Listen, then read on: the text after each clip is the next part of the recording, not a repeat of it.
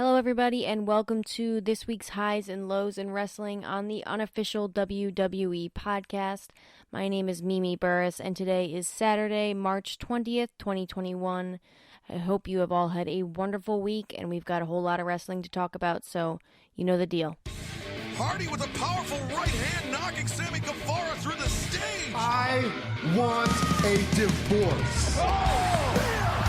Dog food! He's covered in dog food! Very elevated up and over the top of the assistant. Oh! Bailey, no! Get down! Are you kidding me? You ruined my life! I told you I was gonna ruin yours! I feed a whole family with this title.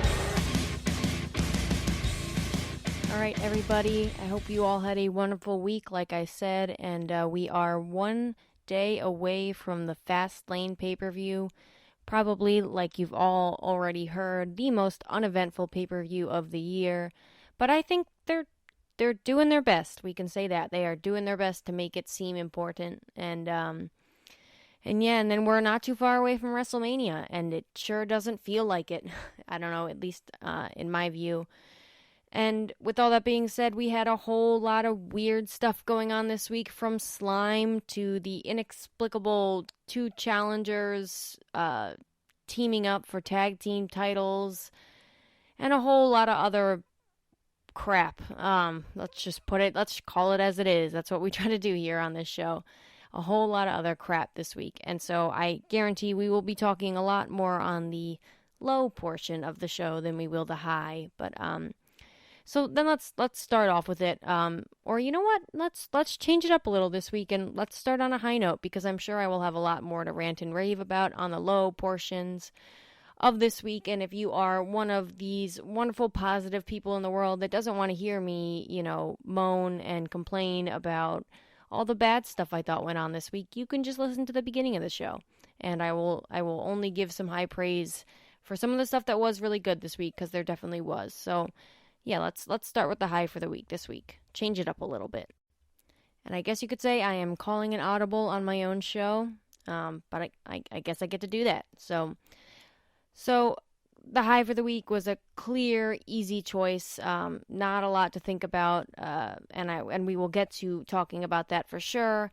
But I do want to mention some of the other stuff that went on this week that I also thought was really well and deserves an honorable mention. Let's see if we can speak tonight, guys. I'm hoping we can, because we're just getting started.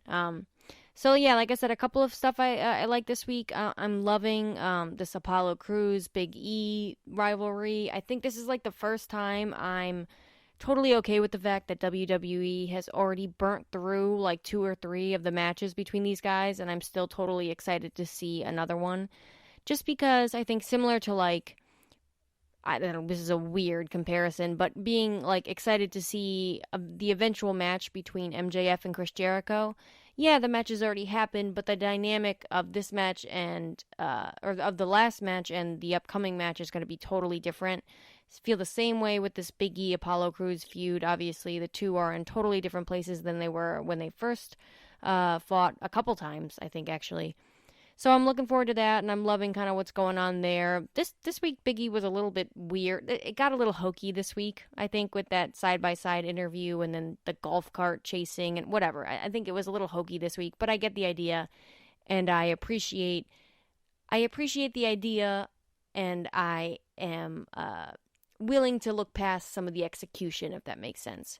The other stuff I loved on SmackDown, too, I'm looking forward to this whole Cesaro Seth Rollins thing. I think it's weird to say, but I guess Shinsuke is a good buffer for now, so we can hold this match off for WrestleMania and not blow it off on a pay-per-view like Fastlane. Other than that, on Raw, usually slim pickings to talk about anything in this category, but I thought Riddle and Mustafa Ali had a fun little United States Championship match. If you want to ignore the ending, fine. And Bobby Lashley and Sheamus put on a hell of a match at the end of the show. And last but not least, actually, I guess I have a lot of stuff to talk about with Raw this week that I liked, but 3 things out of 3 hours, I guess, isn't a lot in comparison. But I'm pumped up for this AJ Styles, Omos. I'm always gonna mess that up. I'm going with Omos. I think we decided on the show that I'm going with Omos. I'm super excited for that match between AJ Styles, Omos, and the New Day at WrestleMania. I think it'll be super cool to see Omos in the ring for the first time. I'm sure there is no one better to be in the ring with than AJ Styles. And if you had to guess anybody else, I'd say Kofi Kingston and Xavier Woods. So I understood this title switch. I didn't like it, but I guess I don't even know if the ends justify the means. But whatever. The point being is I'm looking past that, trying to be somewhat positive about this and get hyped up about this awesome WrestleMania match, because AJ Styles has pretty much won every other title, I think he said, in WWE, but the tag team titles, actually, I don't know if he's ever been a Universal Champion.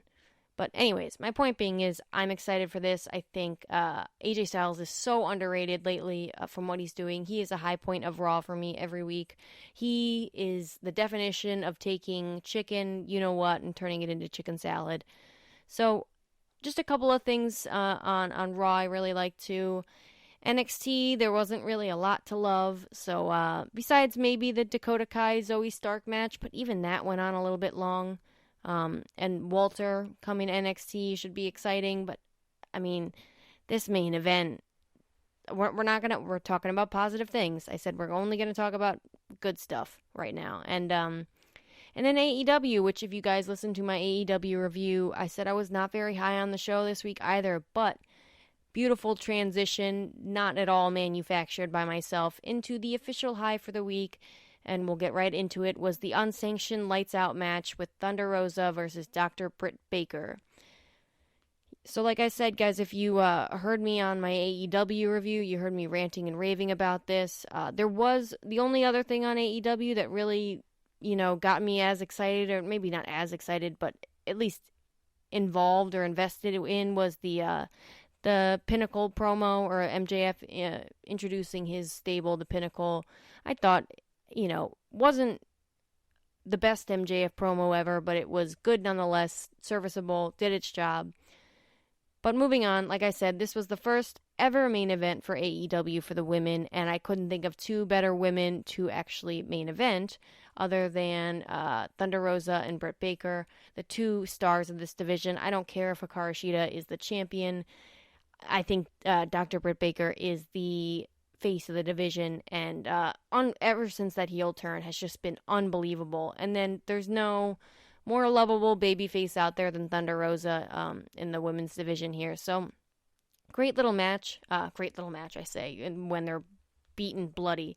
Great hardcore match, let's put it that way.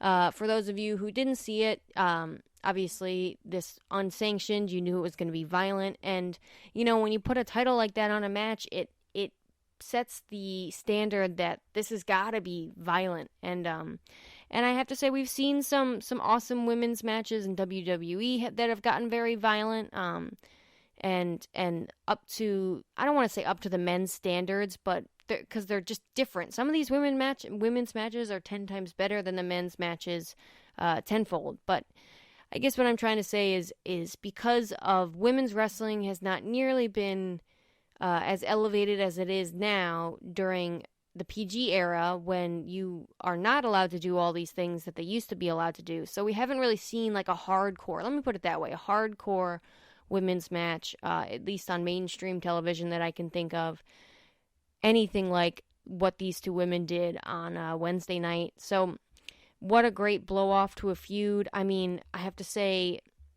that my favorite shot from this whole match, and something I will probably never be able to get out of my head, is that picture of Britt Baker just literally doused in blood, like smiling over at the camera. She looked like, I don't even know what that, like, just an animal, I guess is the best way to put it. Like, these two women put their bodies on the line, and for us, obviously, and for an amazing main event. One of my favorite spots was that, like I said, and then the ending, clearly, right? I mean, the head bumps that these two women took, I was blown away, and I believe that they're doing it with the most amount of safety that they possibly can. But, wow. I mean, Thunder Rosa stopped bleeding about halfway through the match, but Britt Baker, I mean, if you saw anything on Twitter afterwards, her whole head, her hair, it was like she had I'm not even going to go try to make an image for you guys. It was downright bloody and hardcore. And these women showed that, yeah, women can get just as down and dirty as the men can and be just as entertaining. This is probably one of my favorite lights out match ever. And I guess it doesn't have a lot of company to it, but I would say that, yeah, this is probably number one. I just think the story being told throughout the match was really well. And the story going into the match, right? These two women do not like each other.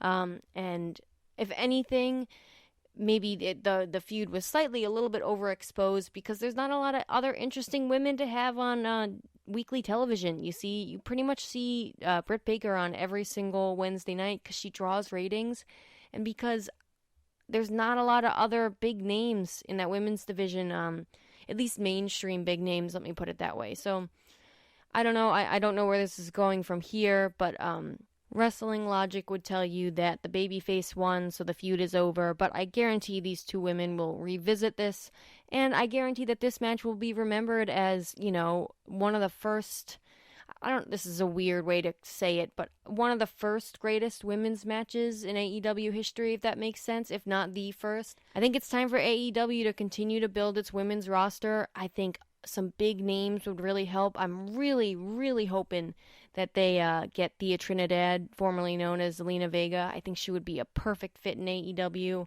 And I mean, you guys, if you've seen in the news, Andrade is asking for his release, although denied. Hopefully it eventually works out for him. And to see those two in AEW would be unmatched. Random sidebar, too. I don't know why I was thinking about this. All this Rhea Ripley coming soon stuff. I was thinking, man, she would run that women's division in AEW without a doubt. She's got the look. She's got the talent. I guarantee she could elevate almost all of the women on that roster. So never probably going to happen, but just a thought, and never say never in wrestling. But yeah, so before we move on from this, I just want to say, kudos to these two women. Put their body on the line, like I said. Absolutely breathtaking. Some of these spots, the thumbtacks, there's something about thumbtacks that just makes everybody cringe. This was unbelievably violent, but not just violent for violence sake. And I don't want to repeat myself too much if you guys listen to the AEW review. So if you want to hear anything more about this, I talked a little bit more in detail on my AEW Dynamite Review podcast. And before we stop talking about this, I do want to give it a little bit more justice and throw a tiny bit of audio from this on here. So if you haven't seen it, maybe I convince you to go watch this match. And if you did see it, you get to relive some of these amazing spots. I'm gonna cut some of it up, obviously, and yeah. So let's listen to some audio from this match, you guys. She better duck. Oh, hell. Oh, drop the ladder, driven into the face of Britt Baker, courtesy of Thunder Rosa. It's Britt who's bleeding now. Oh, my God. Oh, my God. Thunder Rosa biting that cut. Oh, flatlined into the ladder. The lockjaw's applied. There's no way. There's no way they can stop it. Oh, but Rosa, There's no way they can stop rolled her back into the thumbtacks. She rode it back into the thumbtacks again. Can't say anything more about this. I will move on to my lows and honorable mentions and all that good stuff for the week, and then we'll get into some emails. But like I said, guys, just a beautiful day in women's wrestling, especially in AEW. That was a company that definitely needed some women's wrestling elevation. For again, no pun intended. So let's talk about some lows for the week, and let's get into some of the crap this week. So if you're in a good mood and a positive attitude, this is where you might want to tune out, because some of the stuff was just bad, guys. It was bad. I mean, as I'm looking over my notes, it's kind of like the real question here is where to start, guys. I mean, we could go over to NXT.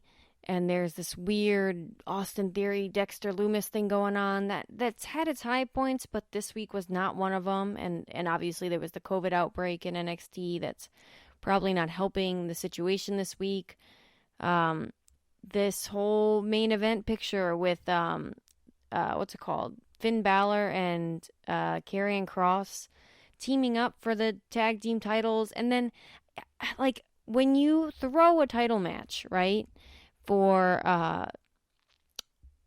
in this case, right? So Karrion Kross to essentially to get one up on Finn Balor, and obviously because Finn Balor accidentally, got Scarlett knocked off the apron. I think I don't remember exactly what happened, but Scarlett got involved by incidental contact, somehow produced by Finn Balor. Let's say that. I don't remember exactly what went on, but my point being is, Karrion Kross hits him from behind, throws the match essentially. Like, you've now devalued your NXT championship, tag team championship, because one, you get an automatic, challenge for this match due to seduction, and we sent, women's wrestling about 10 years back in one segment, it felt like, with this whole Scarlett, like, trying to seduce Loney and Orkin to the tag team title match with Finn Balor and Cross later that night. It was a weird segment to open the show, and not a great match to end the show. I'm so sick, and this is a perfect transition, right, into the SmackDown stuff I want to talk about.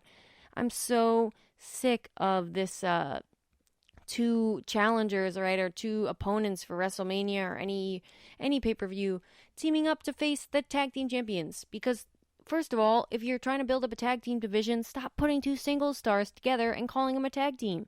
Build up tag teams. And I understand in this case, especially with the women's division, that's kind of what it takes to start creating some tag teams. Okay, I'm fine with that.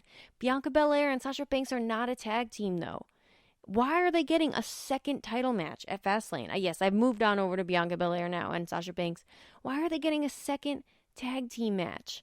I don't get it. I don't understand this whole thing. I feel like the only reason this isn't my official low for the week was because, one, it's just too much of a mess to try to pile on and analyze. It's almost not even worth analyzing. God, it's getting late, guys. It's not even worth analyzing to this point. It's the same crap. Why is Reginald having anything to do with this? Like, fine, if you want to have Nia Jax and Reginald have their own little thing, cool. I'm looking forward to this Shayna Baszler, Nia Jax breakup and match eventually. I assume might take place at WrestleMania, considering Shayna Baszler straight up kicked Nia Jax. That I don't think that could have been a botch. There has to be something about that was meant to look like that, or at least that's just me. It probably wasn't, guys. It was probably just a terrible botch, but maybe they'll take it and finally break this tag team up, because that's the only thing that's exciting about this anymore, for me at least. Oh, this is just a whole mess of crap that I'm so uninterested in. This Michael Cole on commentary, all SmackDown, period, should be my low for the week. He's so frustrating. Even this time he was like, oh, the boss or whatever, but he didn't even say it with enthusiasm. It was like there's a literal quota that he has to say that a certain number of times during the show, and he was just sick of it and just threw it out there. The most refreshing part of commentary all SmackDown was Dolph Ziggler, because Dolph Ziggler is incredible and can pretty much do anything, right? Jack of all trades, for sure. God, Michael Cole was driving me nuts with this tag team matches, though. The Mysterios versus the Street Profits and Mysterios versus Alpha Academy. Oh my, he's like, any of these tag teams or whatever are worthy of a tag team title shot. What, any of these? There's three. You're talking about three tag teams total, right? The Mysterios, the Alpha Academy, and the Street Profits. That's not a division, guys. Four tag teams are not a tag team division. Sorry. That means you have a 25% chance of holding the title. So unbelievably badly booked and sad. They need to, if they're gonna have a tag team division, they need to do something to better this, because it's getting bad and bad and bad. And worse and worse and worse, I guess is what I'm trying to say. Can we talk about Tamina, though? Guys, can we talk about Tamina? If you have listened to me on, especially Matt's review show at the end of the week, I am for Tamania. # Tamania. Tamina is my girl. I love Tamina. I loved Tamina when she was like the bodyguard or the heavy for AJ Lee back in the day. I think Tamina's got a lot of untapped potential. She's definitely a bigger woman. She's trimmed down a lot, though. She looks incredible. Not that she needed to at all, but she looks awesome. Finally, she wasn't wearing like an all black leather outfit this week. You saw she was doing a promo on Instagram. Like, Natalya and Tamina are trying to like revitalize their careers, and I don't really need Natalya in any more of a role nowadays than just helping the other women in the back get better at the standard wrestling things, because Natalya is exactly what she is. She's a veteran, and she knows what she's doing in the ring, but she just never had that it factor, and honestly, she's annoying as all hell for me. It's got go-away heat for me, and I don't think there's anything she could do to really change that. But she's had some heartfelt moments and some good moments for sure, but I don't know. I guess she's just not my cup of tea, so that's definitely a subjective opinion. But I'm all for Tamina, guys. I was psyched when Tamina had that whole rivalry with Bayley. That was like the most we ever got to see of Tamina. And I think Tamina could really do something before, obviously, I'm sure her time is kind of running up. She's been around for a while now, almost Natalya status a while. And whether you put her in the bloodline status, the bloodline feud, the bloodline stable. Again, guys, I'm trying. Whether you put her in the bloodline stable or she's doing this weird tag team thing or whatever, get her doing something important, because Tamina, I think, has got more than meets the eye, and a lot meets the eye, in my opinion. So just want to throw that out there. I'm all for Tamina getting any kind of TV time, and hoping that they actually do something with her. But kudos to them for trying to put together a tag team. It's clear it's forced. This whole women's tag team thing is a joke. NXT women's tag team thing is a joke. It's just so terribly done. It's a great concept, but the execution is terrible, guys. It's just, this whole thing is... And it's bringing down other programs like Bayley and Sasha. It's not Bayley. Bianca Belair and Sasha Banks should be as simple as like bada bing, bada boom. I'm better than you. No, I'm better than you. All right, let's see who's better than the other person. Sasha Banks heel turn. Big babyface moment for Bianca. Bianca's the new champion. Bunch of fun, defenses of that title until we get to SummerSlam, and maybe she loses it then. That easy. I just did that in 2 seconds in my 2-bedroom apartment, and you've got 400 freaking writers that are just tarnishing this whole simple, easy, like this. As soon as Bianca Belair won the Royal Rumble, everybody was like, Sasha. It's got to be Sasha. That's how you know it's that easy. And man, they're doing everything they possibly can to ruin this. And how much was wrong with Raw this week? You had the Lana and Naomi versus Dana Brooke and Mandy Rose.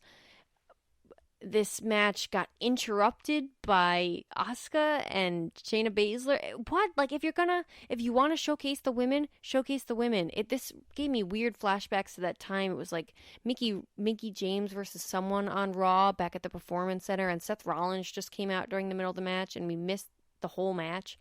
Might have even been Lana. Oh, The Miz and Drew McIntyre. I actually didn't mind that opening segment that much, but it was too long. Ugh, there's just so much and what's it called?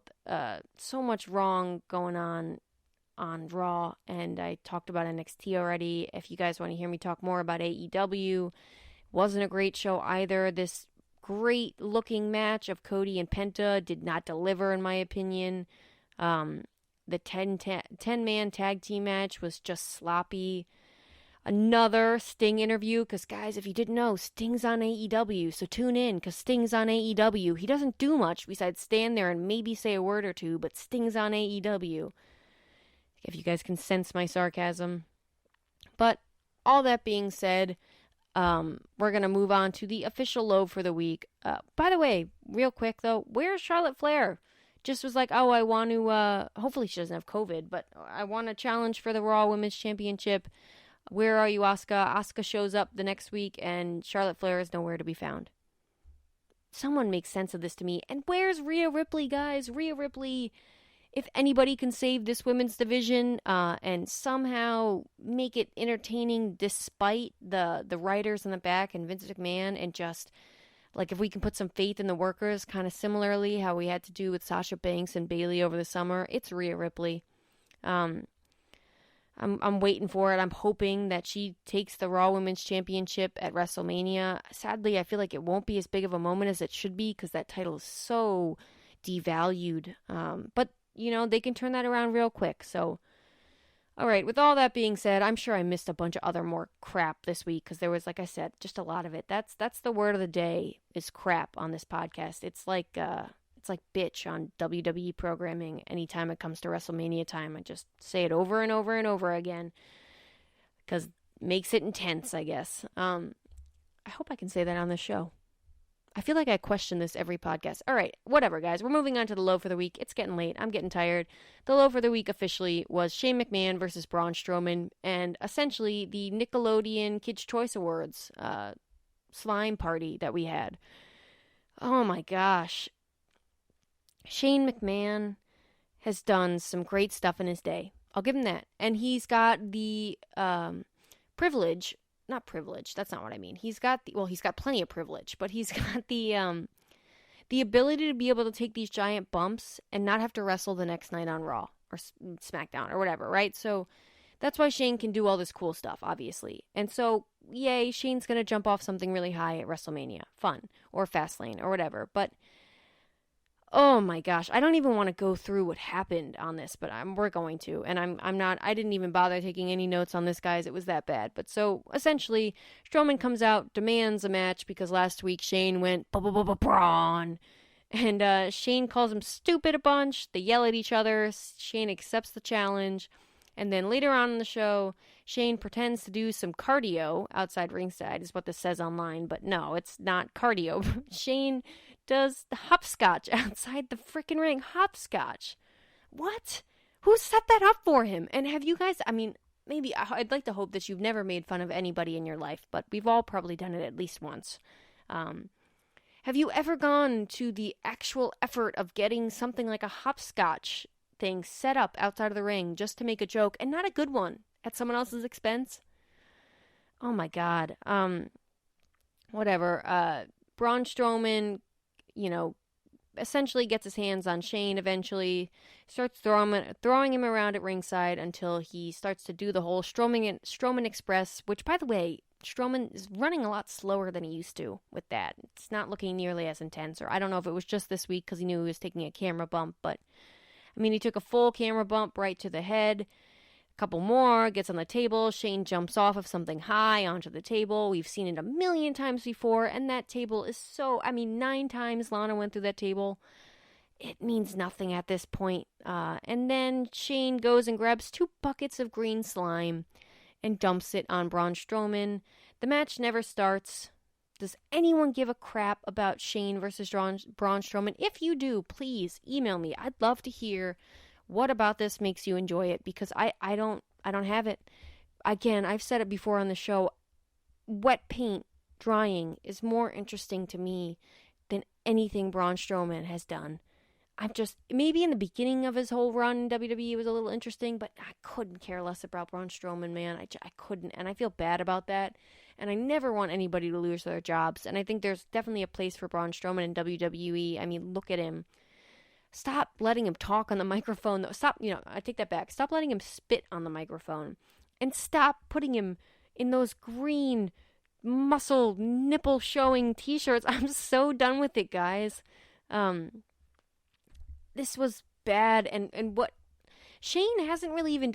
cool, Shane's called him stupid, but, I love that last week, the thing that set him off was Braun. Okay... He said your name a couple times. It's so stupid, guys. And Braun looks really stupid. So it's just proving Shane McMahon right. I don't guess I don't want to see Shane get his butt whooped by Braun. I want to see Shane get his butt whooped off TV. That would be great. But maybe they'll prove me wrong and have a banger at Fastlane and WrestleMania. But I doubt it. An early Fastlane prediction, guys. This goes to a non-finish. Doesn't even get started or something along the same lines that they did on Raw. I don't get it. Hopefully they prove me wrong this Sunday at Fastlane, but I have a feeling that they will not. So, yeah, that's my low for the week, guys. Braun versus Shane McMahon. And, Braun got to take home the blimp and the green slime. God, what a mess this whole thing is. So, yeah, that was my low for the week. And before we get into a random match recommendation, guys, I do want to get into some emails because I have a couple from you guys. And I think we just got the usuals this week. But I do want to make sure we read those and get a quick response to that. And this first email comes from DJ Kuzmo. Once again, thank you, DJ, for always emailing and sending in your thoughts on the show. This one's from about a week ago, so just food for thought on that. But he says, "Hey Mimi, totally agree with you that there are too many title belts in WWE. It's lazy booking and lack of investing in proper storylines." Couldn't agree more, DJ. Can we point out too that they can't even build a championship storyline, really? I mean, even this whole Edge, Daniel Bryan, Roman Reigns thing is getting diluted because now I don't want to see Edge in the main event. I want to see Daniel Bryan. I don't get it. All right, you continue on and say, also, I agree with you that Raquel Gonzalez and Dakota Kai should not have lost the tag titles. Shouldn't have even had tag titles in the first place, but you continue saying, I absolutely hated the decision to have the new tag champs and not see Kai and Gonzalez have a deep run at least 3 months as the tag team champs.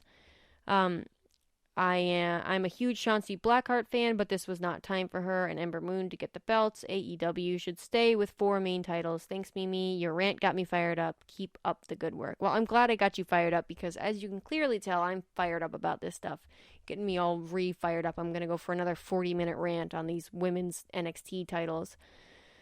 Yeah, I mean, I understand. I'm with you. I don't think they should have lost the titles because I don't think they should have had the titles in the first place. But I did see this week on NXT, it was a cute moment to see Shotzi Blackheart with her dad, obviously, getting all excited. Poor girl, though. This big exciting moment is for a title that means absolutely nothing. And then I have to disagree with you, DJ, though. I don't really want to see Raquel Gonzalez and Dakota Kai go for like a 3-month reign because I want to see Dakota Kai and Raquel Gonzalez break up. And I want to see Raquel Gonzalez go on her own for a little while. Post winning the title, obviously, I'd like to have maybe Dakota Kai turns on her and that's her first title feud or whatever. But within a couple months, I'd love to see that friendship turn into a feud, as all of these things do. And they've been going strong for a while. So, but I guarantee maybe they won't do that because they don't have any women's tag teams in NXT. Maybe like 2 others. It's so bad, guys. It's so bad. Oh, and it's getting late. Okay. I got a nice email here from Aiden as well, who says, Hi, Mimi. I hope you're well. Aiden here from Dublin, Ireland. Huge fan. One of my favorite podcasts each week, period. I listen to about 40 to 60 hours of WWE pods a week.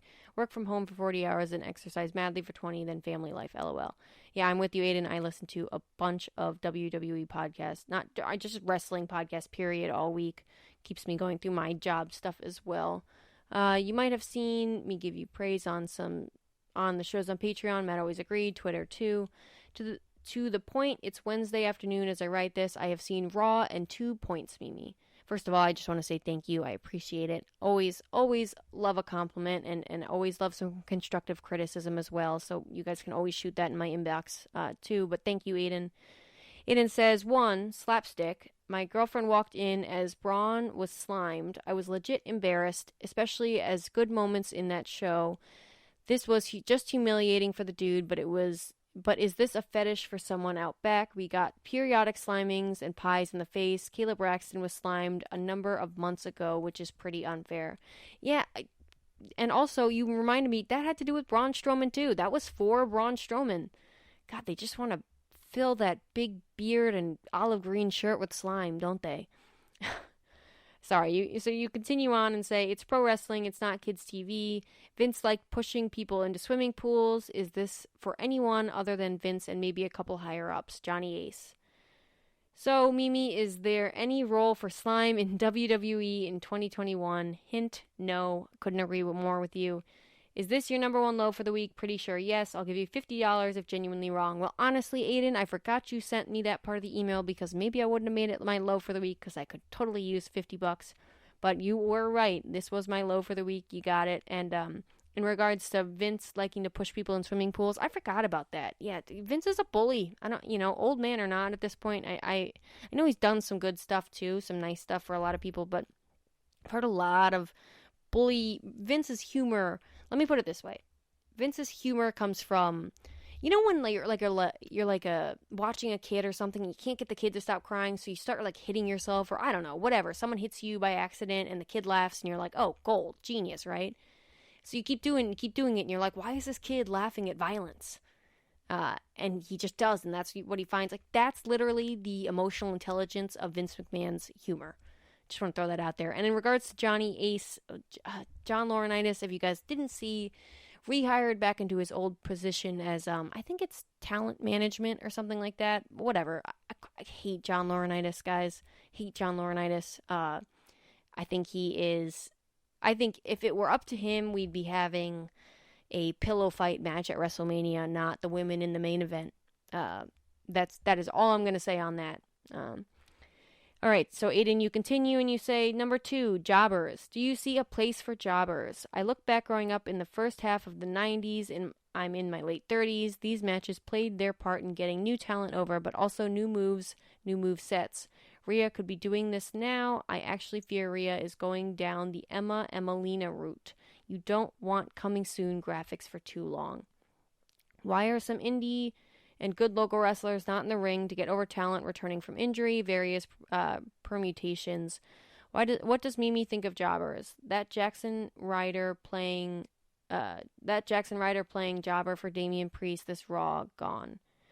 Thanks so much for your work. Last week's show was the best. I feel 35, 40 minutes suits ups and downs. I love that. Maybe I should just change my show to the ups and downs because you guys, Matt always calls it that too. I couldn't care less, guys. The point is we're talking about wrestling. But so yeah, Aiden, you had a lot, and I think we're probably up to like 40 minutes already on this show. But again, I really appreciate all the nice comments, and I do see a place for jobbers. I think jobbers are a lost art, and I think this 50-50 booking is so bad because they have no jobbers.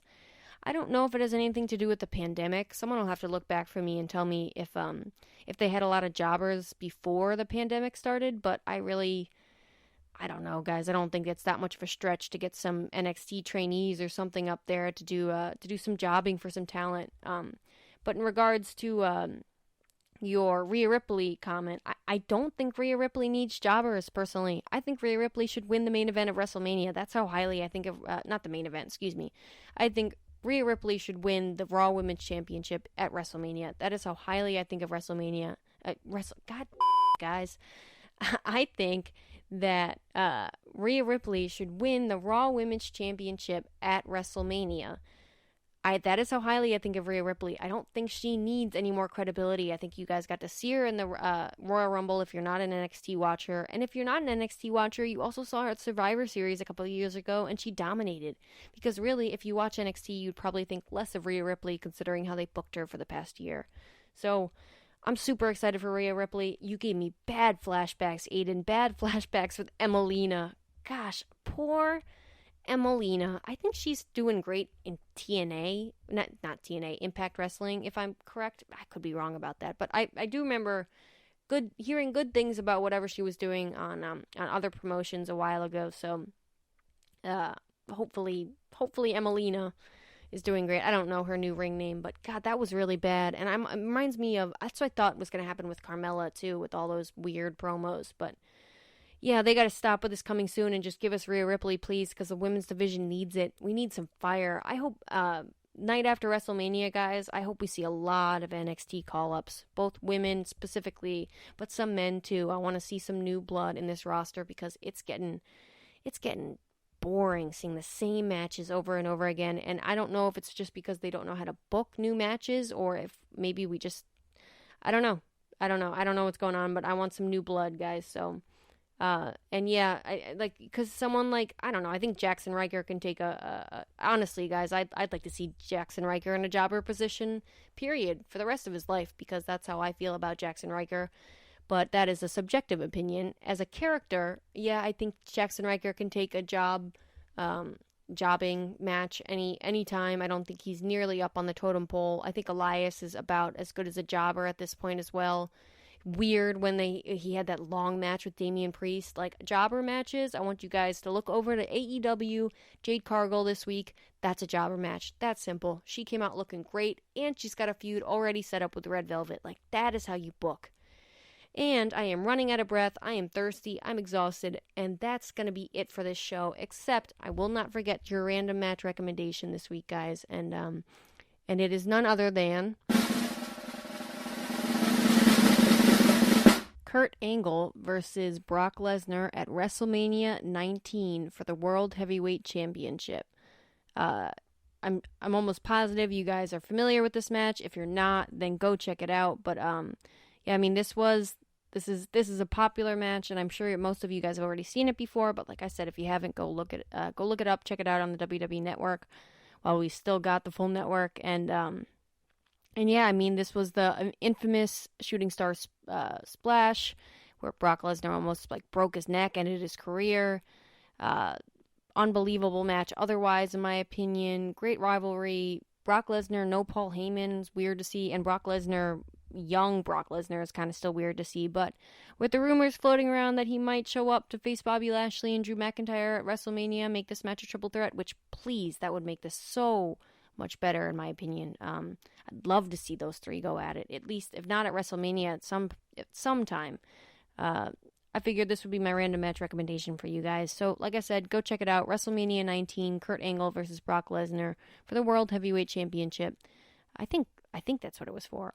I could be totally wrong, guys. Again, it's night. It could have been for the WWE Championship, but I'm tired. So, I hope you guys have a wonderful week. I will talk to you guys on the AEW review if you tune into that, and if not, then I'll talk to you guys obviously next week. But I hope you guys enjoy Fastlane, and I hope you, like I said, have a great rest of your week, and I will talk to you guys next time.